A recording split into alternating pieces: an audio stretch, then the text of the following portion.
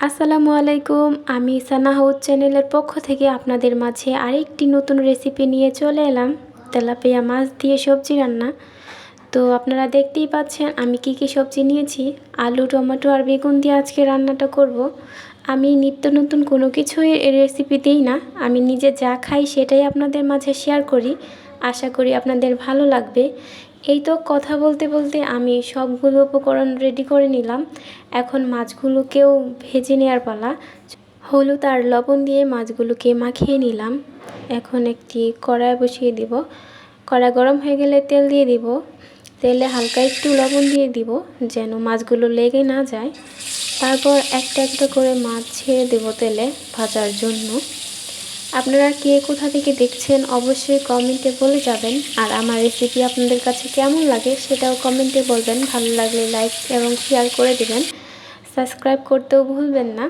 এই তো এক পাশ হয়ে গেছে, এখন আমি উল্টিয়ে দিব।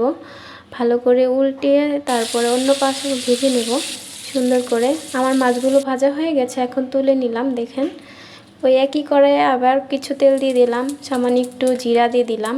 আমি সব তরকারিতে দিই জিরা। তারপর পেঁয়াজ দিয়ে দিলাম, মরিচ সহ নাড়াচাড়া করে একটু লবণ দিলাম যেন পেঁয়াজটা তাড়াতাড়ি হয়ে যায়। এখন মরিচের গুঁড়া, হলুদ দিয়ে পানি দিয়ে দিলাম। মশলাটা কষাতে হবে তাই। এখন মশলাটা একটু নাড়াচাড়া করে ঢেকে কিছুক্ষণ কষিয়ে নিব।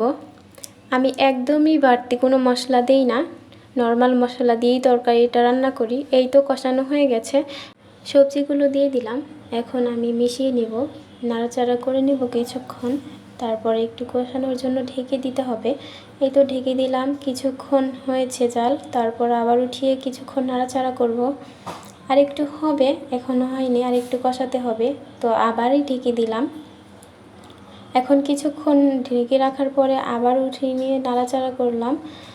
এই তো আমারটা হয়ে গেছে কষানো। এখন আমাকে পানি দিয়ে দিতে হবে। তো আমি পরিমাণ মতো পানি দিয়ে দিব। যদিও আমি ভালো রান্না করতে পারি না, তাও চেষ্টা করি। তো তরকারিতে পরিমাণ মতো পানি দিয়ে একটু নেড়ে চেড়ে দিলাম। এখন কিছুক্ষণ আমি ঢেকে ঝাল করব, বলক আসা পর্যন্ত অপেক্ষা করব। তো ঢেকে দিলাম, দেখুন বলক চলে এসেছে। এখন আমি টমেটো দিয়ে দিব তরকারিতে। টমেটো দিয়ে কিছুক্ষণ নাড়াচাড়া করব। এই তো দেখুন টমেটো দিয়ে দিলাম। এখন একটু ঢেকে দিব, টমেটোটা সিদ্ধ হওয়া পর্যন্ত অপেক্ষা করব। কিছুক্ষণ জাল করার পরে আবার ঢাকনাটা তুলে নিলাম। এই তো দেখুন কি সুন্দর বলক চলে এসেছে। এখন একটু নাড়াচাড়া করে নিব তরকারিটা। তারপর উপর দিয়ে মাছগুলোকে দিয়ে দিলাম। মাছগুলো দেওয়ার পরে তরকারির সাথে মিশিয়ে নিব, নিয়ে আবার কিছুক্ষণ ঢেকে জাল করতে হবে মাছগুলো। তো দেখতে পাচ্ছেন আমি কিছুক্ষণ জাল করে নিচ্ছি। এই তো আবার ঢাকনা উঠিয়ে নিলাম।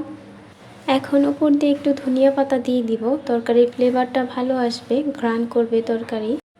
অল্প মশলায় মজাদার একটা রেসিপি আপনাদের শেয়ার করলাম, আশা করি সবার ভালো লাগবে। আবারও একটু দিলাম। এখন 2-3 মিনিট জাল করে নিব।